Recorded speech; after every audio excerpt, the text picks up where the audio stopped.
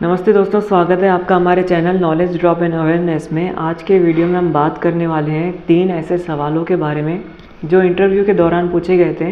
काफ़ी अटपटे और illogical type सवाल थे। वैसे यह सवालों की अगर गहराई में उतर के देखा जाए तो हमें यह समझ में आता है कि यह सवाल क्यों पूछे गए थे। देखिए, आज के हमारे इस वीडियो को बनाने का जो मकसद है वह इतना है कि आपको यह बेसिक अवेयरनेस दी जाए कि आखिर इंटरव्यूज़ लिए क्यों जाते हैं और यह जो उटपटांग सवाल है इंटरव्यू में पूछे जाते हैं यह भला क्यों पूछे जाते हैं।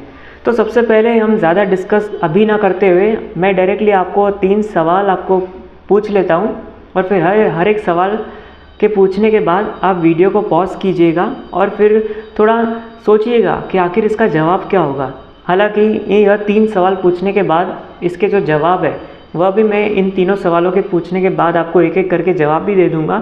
लेकिन आप डायरेक्टली पूरा वीडियो देखने के बजाय आप डायरेक्टली यह कर सकते हैं कि एक तो आप सवाल सुनिए और उसके बाद वीडियो को पॉज कीजिए और उसके बाद कोशिश कीजिए कि जो सवाल आपने अभी अभी सुना उसका जवाब क्या हो सकता है आपके हिसाब से। क्योंकि जनरली यह जो सवाल अभी मैं आपसे पूछने वाला हूँ वैसे तो हज़ारों में सवाल होते हैं, लेकिन हमने काफ़ी ढूंढ के 3 ऐसे मुख्य सवाल इकट्ठा किए हैं जो असल में हमारे वीडियो का जो उद्देश्य है आपको यह समझाना कि इंटरव्यू क्यों लिए जाते हैं। इस उद्देश्य की पूर्ति के हिसाब से जितने ज़रूरी सवाल थे सारे मुख्य सवालों में से 3 ऐसे सवाल इकट्ठा किए गए हैं कि जो हमें प्रॉपर लगे और जिनके बलबूते हम आपको सही स्पष्टीकरण दे सकें कि आखिर असल में इंटरव्यू लिया क्यों जाता है। तो चलिए मैं पहला सवाल आपसे पूछ लेता हूँ। जो पहला सवाल है वह कुछ ऐसा है कि आप एक बस स्टैंड पे खड़े हैं और बस स्टैंड पे कोई भी बस नहीं है, आप अकेले खड़े हैं। आपके पास एक कार है, कार में आप अकेले बैठे हैं और कार में कुल मिला के 2 ही लोग बैठ सकते हैं, ठीक है। अब उसी बस स्टैंड पे 5 मिनट की दूरी पे एक तूफ़ान है, मतलब कि 5 मिनट अगर आप वहाँ पे रुके तो फिर आप मारे जाएंगे। वो तूफ़ान आएगा और पूरे बस स्टैंड को उड़ा ले जाएगा और देखा जाए तो सब कुछ तबाह हो जाएगा, भूकंप आ जाएगा, यूँ समझ लीजिए 5 मिनट में। और अभी कंडीशन यह है कि उसी बस स्टैंड पे 3 लोग खड़े हैं। जो पहला इंसान है वह आपके माँ बाप में से कोई एक है, जो दूसरा इंसान है वह है आपकी होने वाली बीवी, और जो तीसरा इंसान वहाँ खड़ा है वह है 80 साल की एक बूढ़ी दादी जी। तो अभी जो सवाल पूछा गया था वह सवाल यह था कि आप क्या करेंगे आगे, आप अभी क्या करेंगे, यह था पहला सवाल। दूसरा सवाल कुछ ऐसा है कि एक रेलवे स्टेशन है, आपके शहर का रेलवे स्टेशन है और वहाँ पे 2 ट्रेनें आपस में आके भिड़ गई है और दोनों ट्रेनों का ज़बरदस्त टकराव हुआ है।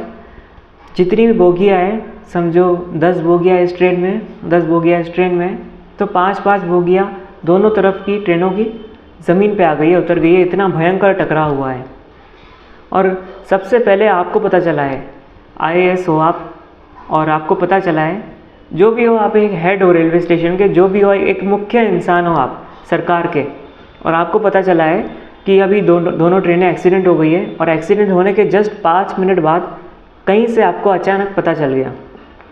सबसे पहले आप क्या करेंगे? मेन सवाल जो है वो यही है कि अब आप क्या करेंगे। चलिए तीसरे सवाल पे आते हैं। देखिए, हर एक सवाल के बाद आप वीडियो को पॉज कीजिए और उसके बाद जो जवाब है उसको ढूंढने की कोशिश कीजिए कि आपके हिसाब से जवाब क्या होगा। हालांकि जो जवाब है वो तो मैं ये तीनों सवाल पूछने के बाद बता ही दूंगा। चलिए मैं तीसरा सवाल पूछ लेता हूँ। तीसरा सवाल यह है कि आपकी माँ एक वैश्या है, वह वेश्यावृत्ति करती है, धंधा करती है और उनके धंधा करने के बलबूते ही आपकी परवरिश हो रही है और आपका घर चल रहा है, यह है। और अभी यहाँ पे जो तीसरा कंडीशंस आपको दी गई, अभी जो तीसरा सवाल है वो यह है कि आपकी माँ वैश्या है और उसके बलबूते आपका घर चल रहा है, तो अभी आप क्या करेंगे? तो यह जो 3 सवाल थे, यह 3 सवाल, वैसे तो इस तरह के उटपटांग सवाल कई सारे होते हैं, अलग अलग तरीके से सवाल पूछे जाते हैं, लेकिन जो 3 मुख्य सवाल थे वह मैंने ऐसे जो सवाल जो मेरे हिसाब से प्रॉपर है हमारे इस वीडियो के उद्देश्य की पूर्ति के लिए, यह समझाने के लिए कि आखिर इंटरव्यू लिया क्यों जाता है, उसके हिसाब से हमने यह 3 सवाल सिलेक्ट किए और वही 3 सवाल आपसे पूछे। तो देखिए, अभी भी आपको मैं एक समझ लीजिए। आप चाहे तो वीडियो को अभी भी पॉज कर सकते हैं, क्योंकि अभी मैं आपको जवाब बताने वाला हूँ। आप अगर चाहें तो वीडियो को पॉज करके इन तीनों सवालों का जवाब थोड़ा अपने हिसाब से विचार विमर्श वगैरह कर सकते हैं, और उसके बाद आपको आपने जो जवाब सोचे वह सही है कि गलत है, वह समझने में आपको मदद मिलेगी जब हम इसके सही उत्तर आपको अभी स्पष्ट करेंगे। तो चलिए सबसे पहले जो इसके जवाब है, इनके जवाब देने से पहले मैं आपको यह बता दूं कि इंटरव्यूज़ वगैरह लिए क्यों जाते हैं। जवाब तो मैं दे ही दूंगा, लेकिन इनके जो जवाब है उनको समझने के लिए आपको यह समझना पड़ेगा कि इंटरव्यू आखिर लिए क्यों जाते हैं। देखिए, जैसे कि अगर यहाँ पे हम एक एग्ज़ाम्पल लें, कोई बड़ी स्तर की नौकरी है, जैसे कि IAS है जिसे कलेक्टर कहा जाता है, या फिर IPS है, या फिर कोई भी एक बड़ी पदवी है, कोई CBI का ऑफिसर है, या फिर कोई भी बड़ी सरकारी पदवी है जिसके जो नेशनल लेवल की है और जो एक बहुत ज़्यादा रेप्यूटेड है। देखिए, अब आप कहेंगे कि एक इंसान है जिसने 10 साल तक पढ़ाई की UPSC की, और बाद में UPSC क्रैक भी की, उसे IAS बनना था, सब कुछ सही रहा, लेकिन इंटरव्यू के दौरान वो फेल हो गया। तो अभी वो फेल क्यों हुआ? देखिए, इंटरव्यू एक ऐसी चीज़ होती है जिसमें 90% ऑफ जो स्टूडेंट्स रहते हैं, जो अपने सपने पूरे करने के लिए अपनी सपनों की नौकरी पाना चाहते हैं, जैसे कि IAS या फिर CBI का कोई ऑफिसर या फिर जो भी कोई बड़ी पदवी वो पाना चाहते हैं, और वो इंटरव्यू के दौरान फेल हो जाते हैं। तो ऐसा क्या होता है कि इंटरव्यू में कि वो फेल हो जाते हैं? देखिए, इंटरव्यू के दौरान आपसे जो भी सवाल पूछे जाते हैं वह एक आपका नज़रिए को परखने के हिसाब से पूछे जाते हैं। अब जो सवाल जैसे कि मैंने यहाँ पे पूछे, जैसे कि मैंने पहला सवाल पूछा कि पीछे 5 मिनट की दूरी पे तूफ़ान है, आप गाड़ी में बैठे हुए हैं और 2 लोग ही बैठ सकते हैं, 3 लोग दूसरे खड़े हुए हैं स्टेशन पे, एक है दादी जी जिनकी उम्र 80 साल के ऊपर है, एक है आपकी बीवी जिनसे आपकी असल में शादी नहीं हुई है, होने वाली है कुछ ही समय में, और तीसरी है आपके माँ बाप में से कोई एक। तो अब आप क्या करेंगे?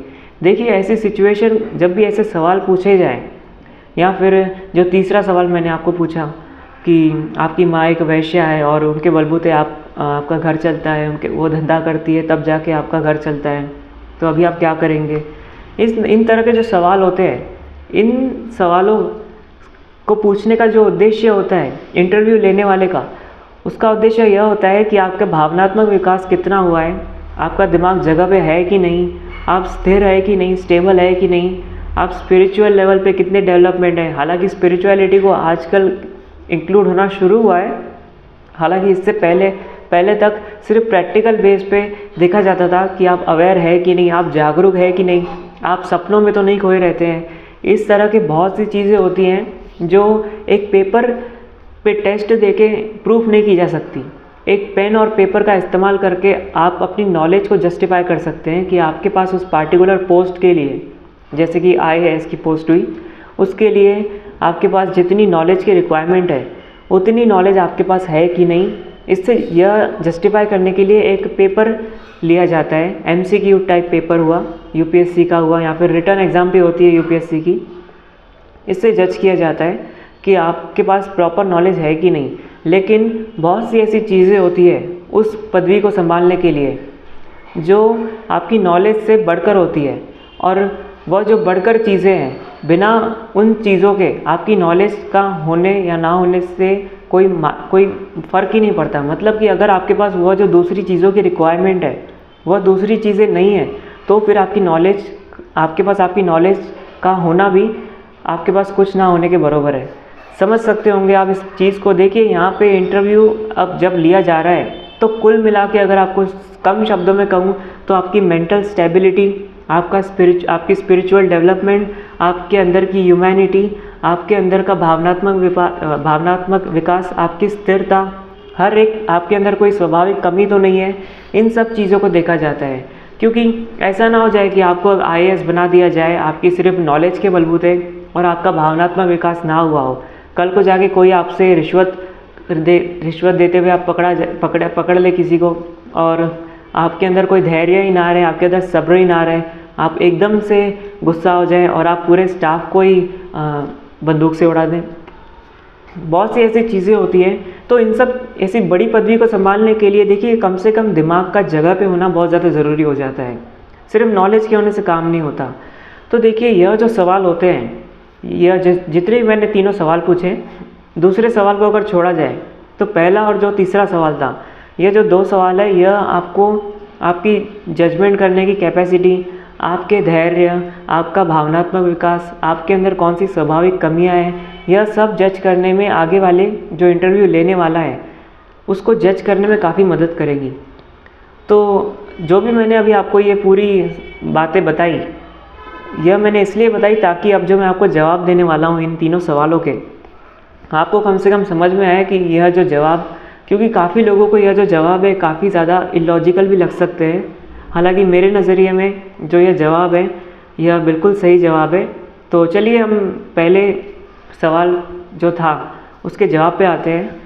देखिए पहला सवाल यह था कि आप बस स्टैंड पे खड़े हैं, 5 मिनट की दूरी पे भूकंप आने वाला है या फिर तूफान आने वाला है। आपके पास एक कार है, कार में 2 लोग बैठ सकते हैं, एक आप बैठे हुए हैं। बस स्टैंड पे कोई बस नहीं है, 3 लोग खड़े हैं आपके अलावा, कार में सिर्फ 2 लोग बैठ सकते हैं। एक है 70-80 साल की दादी जी, दूसरी है आपकी होने वाली बीवी और तीसरी है आपके माँ बाप में से कोई एक। अब आप क्या करेंगे? तो देखिए इसका जवाब यह है कि आप कार से उतर जाएंगे, आप ड्राइवर की जगह पे आपके माँ या बाप में से जो भी वहाँ खड़ा रहेगा उसको वहाँ बैठाएंगे। बाजू में जो 70-80 साल की दादी जी है उनको आप बैठाएंगे और उनको वहाँ से रफा दफा कर देंगे और ख़ुद वहीं पे खड़े रहेंगे अपनी होने वाली बीवी के साथ। अब यह है इसका सही जवाब। वैसे काफ़ी लोगों को यह जो जवाब है काफ़ी उटपटांग लग सकता है, उन्हें ऐसा लग सकता है कि यार ये क्या जवाब हुआ। अब बहुत से लोग ऐसा भी कहेंगे कि यार वो जो दादी माँ है उसकी उम्र तो 70-80 साल है, उसकी ज़िंदगी तो वैसे ही गई, उसको वहाँ खड़ा कर दो, कार ड्राइवर की सीट पे अपनी मम्मी को बैठाओ, उनको कार चलाने लगाओ और बाजू में अपनी होने वाली बीवी को बैठाओ और ख़ुद लटक जाओ कार पे और चलो भागो। तो यहाँ पे देखिए, यहाँ पे जुगाड़ नहीं लगाना है। जितने स्पष्ट रूप से आपसे सवाल पूछा गया उतने स्पष्ट रूप से आपको जवाब भी देना है, तभी आपके देखिए यहाँ पे असल में आपसे एक स्थिति पूछी जा रही है तो इसका मतलब यह नहीं है कि उस स्थिति में आप जो कुछ भी करेंगे उसका जवाब उस स्थिति के दायरे में ही देना है। यहाँ पे आपको समझना पड़ेगा कि जब आगे वाला आपसे सवाल पूछ रहा है तो वो असल में वैसी स्थिति पैदा होने वाली नहीं है। आपको आपकी स्वाभाविक कमियां परखी जा रही है, आपकी भावनाएं परखी जा रही है। यह जो जवाब था, जो दूसरा जवाब मैंने आपको बताया कि दादी जी की तो उम्र होने वाली है, वो तो बस चल बसने वाली है कुछ ही सालों में, उनकी ज़िंदगी बची ही कहाँ, और मैं तो कार पे लटक के भी जा सकता हूँ। तो देखिए यहाँ पे जुगाड़ दिखा, यहाँ पे तरीका नहीं दिखा। और इसमें यह भी देखने को मिला कि आप अपनी जान बचाने के लिए जनता को हानि पहुँचाने में कारगर है। मतलब आप अपनी जान बचाने के लिए पूरे देश को भी उड़ा सकते हैं। यह आपके अंदर एक कमी दिख गई अगर आप दूसरा वाला जवाब देंगे तो कुल मिला के आप इसके जो जवाब है इसके ढेरों जवाब बनते हैं। हर एक जो मेन जवाब था वो यही है कि आप कार से उतर जाएंगे और आप ड्राइवर की सीट पे अपने माँ या बाप जो भी वहाँ पे खड़ा रहेगा उसको वहाँ बैठाएंगे। बाजू में एक जो दादी जी वहाँ पे खड़ी है 70-80 साल की उम्र, यहाँ से बड़ी उम्र है, उनको बैठाएंगे, उनको वहाँ से रफा दफा करेंगे। इसका मतलब है कि आप क्रिटिकल जब कुछ बड़ी स्थिति आ जाएगी, जैसे कोरोना टाइप स्थिति वगैरह आ गई या फिर कोई भी बड़ा भूचाल वगैरह आया, तो उसमें आप अपनी जान की परवाह नहीं करेंगे, उसमें आप लोगों की जान बचाएंगे, जो कि आपका परम कर्तव्य रहेगा एज एन IAS ऑफिसर और एज एन IPS ऑफिसर और एज एन गवर्नमेंट सर्वेंट। यही आपसे उम्मीदें रखी जाती है कि जब आप कोई बड़ी पदवी पर आते हैं तो फिर आप एक पूरी इज्जत के साथ, पूरे रेपुटेशन के साथ, पूरे दिल के साथ, पूरे देश हित के साथ जनता को समर्पित कर दें अपने आप को। यह आपकी समझ को परखा जाता है और इसी समझ के दायरे में आपको सिलेक्ट किया जाता है और बहुत से लोग यहाँ पे फेल हो जाते हैं। अब आपने इसका क्या जवाब सोचा था वो ज़रूर मुझे कमेंट्स में बताइएगा। इसके अलावा हम दूसरे सवाल पे आते हैं। दूसरा सवाल यह था कि 2 ट्रेनें भिड़ गई है स्टेशन पे और 5 मिनट बाद आपको पता चला है, आप पहले इंसान हो, आपको पता चला कि 2 ट्रेनें स्टेशन पे भिड़ गई है और दोनों के अगर 10-10 डिब्बे हैं दोनों में बोगियाँ, तो टोटल 20 बोगी में से जो 10 बोगियाँ हैं, इस तरफ की 5 बोगी, इस तरफ की 5 बोगी, इंजन सहित दोनों पटरी के आजू बाजू मतलब गिर गई है या फिर उनके बहुत बुरा हाल हुआ है, जो भी हुआ है। तो अभी आप क्या करेंगे? तो अभी बहुत से लोग ये कहेंगे कि हम तो यार एम्बुलेंस को फ़ोन कर लेंगे, तो देखिए अब इस सवाल में आपकी जागरूकता को परखा जा रहा है।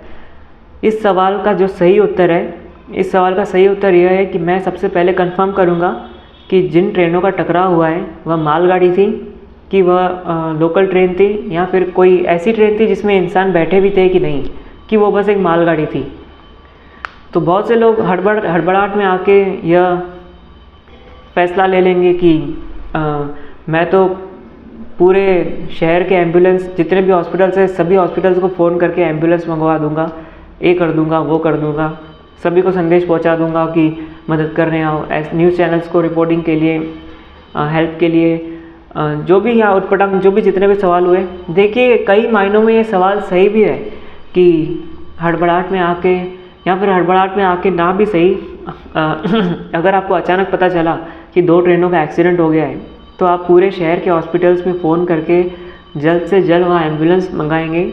लेकिन इस सवाल में काफ़ी हद तक आपके धैर्य को परखा जा रहा है कि आपके अंदर कुछ ऐसा इंसिडेंट हो जाता है, अगर आपके जो भी आप पदवी संभालने जा रहे हैं आगे जाके, फिर भले ही वो IAS की पदवी हो या फिर IPS की पदवी हो या फिर CBI का ऑफिसर हो, ऐसी पदवी संभालते वक्त बड़ी बड़ी घटनाएं अचानक आम तौर पे होती रहती हैं।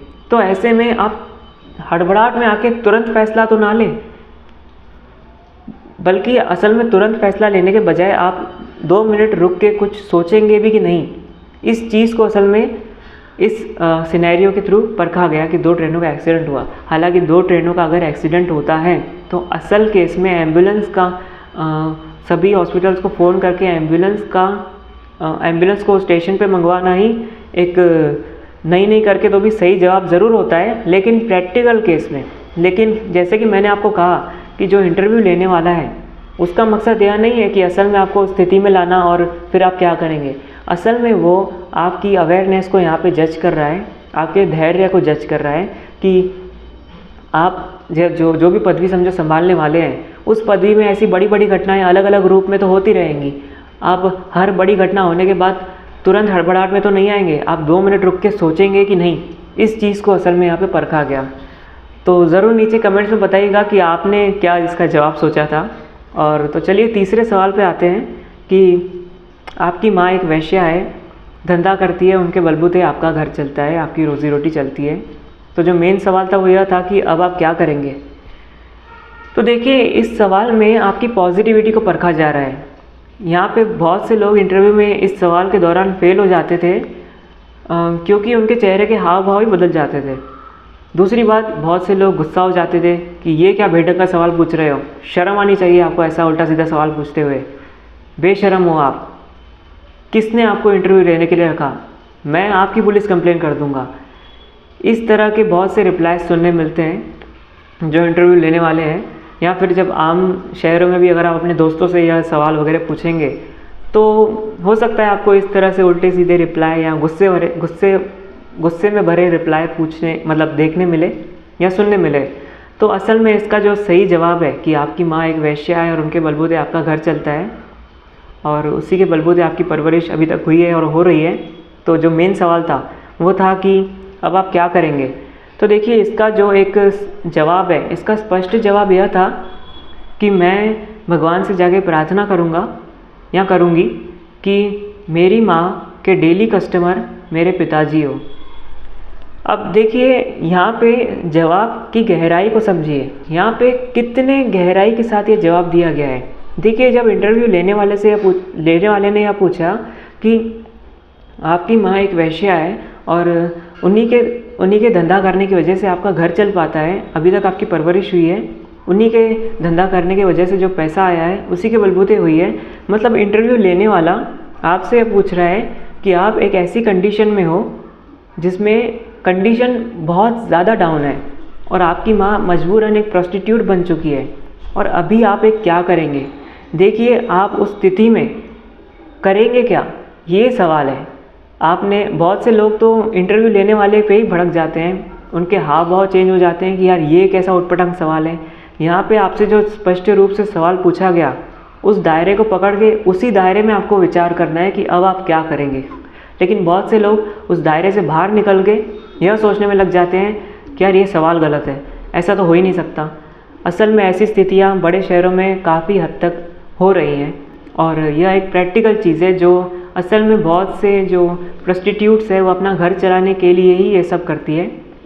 और क्यों करती हैं तो देखिए, हो सकता है उनके जो मर्द है या फिर उनके जो हस्बैंड हैं वो उन्हें छोड़ के चले गए, उनके पास पैसे के कमाने के लिए कोई साधन नहीं रहा और बच्चों की जिम्मेदारी आ गई। तो ऐसे केस में एज अ बच्चे के रूप में आप क्या करेंगे? ये बहुत ही इमोशनल सा सवाल है और बहुत ही सही सवाल है देखा जाए तो। और यहाँ पे यह सवाल पूछने के बाद आपसे यह उम्मीद की जाती है कि आप एक ऐसा जवाब दें जिसके बलबूते उस स्थिति का सल्यूशन भी हो जाए, आपकी माँ उस स्थिति से बाहर भी निकल जाए और जो इंटरव्यू लेने वाला है, जो असल में आपसे सवाल पूछ रहा है, उसके चेहरे पे एक हल्की सी मुस्कान भी आ जाए। यह उम्मीद आपसे की जाती है जवाब देते वक्त, चाहे जो आप जवाब दें। तो इसका जो मेन जवाब था वह बस इतना था कि मैं भगवान से प्रार्थना करूँगा या करूँगी कि जो मेरी माँ है उनके डेली कस्टमर मेरे पिताजी हों। तो अब इस जवाब से जो इंटरव्यू देने वाला है उसका क्या कहना था? देखिए, इस जवाब में डायरेक्टली यह समझा दिया गया कि मैं भगवान से यह प्रार्थना करूँगा या करूँगी कि जो स्थितियाँ हैं वह सुधर जाए। अगर डेली कस्टमर उस औरत के डेली कस्टमर उसका हस्बैंड रहेगा तो एक तरह से वो प्रोस्टिट्यूट तो रहेगी ही नहीं। समझ सकते हैं आप कितनी गहराई के साथ यह जवाब दिया गया। हालांकि काफ़ी हद तक तो आप इस जवाब को समझ चुके होंगे और इससे ज़्यादा मैं ज़्यादा स्पष्टीकरण नहीं दूंगा, क्योंकि मैं चाहता हूं कि आप खुद होकर थोड़ा सोचें इन तीनों सवालों के बारे में। और मैं फिर से कहना चाहूँगा कि जब भी आपसे कोई इंटरव्यू ले रहा हो तो उसे जैसे ऐसे इशारों वाली चीज़ें कहते हैं, मेटाफोर कहते हैं या फिर अजीब अजीब शब्द वापरे जाते हैं कि आपसे सवाल तो शाब्दिक रूप में पूछा जा रहा है, शब्दों के रूप में आपसे सवाल पूछा जा रहा है, लेकिन परखा आपके शब्दों को नहीं जाएगा, परखा आपकी भावनाओं को जाएगा और उसी के बलबूते यह तय किया जाएगा कि जिस पदवी को पाने के लिए आप इंटरव्यू दे रहे हैं उस पदवी पे बैठने के लिए आप लायक हैं कि नहीं। तो कैसा लगा आपको आज का यह वीडियो? एक सिंपल सा टॉपिक मुझे लगा जिसके ऊपर मुझे वीडियो बनाना चाहिए। एक बेसिक अवेयरनेस के तौर पे मुझे लगा कि यह वीडियो बनाना सही होगा। और हमारे यह वीडियो बनाने का उद्देश्य बस इतना था कि आपको समझाया जाए कि सिर्फ नॉलेज से कुछ नहीं होता है। शरीर में दिमाग की नॉलेज के अलावा दूसरी बहुत सी चीज़ें होती है जिनका विकास बहुत ज़्यादा ज़रूरी हो गया है।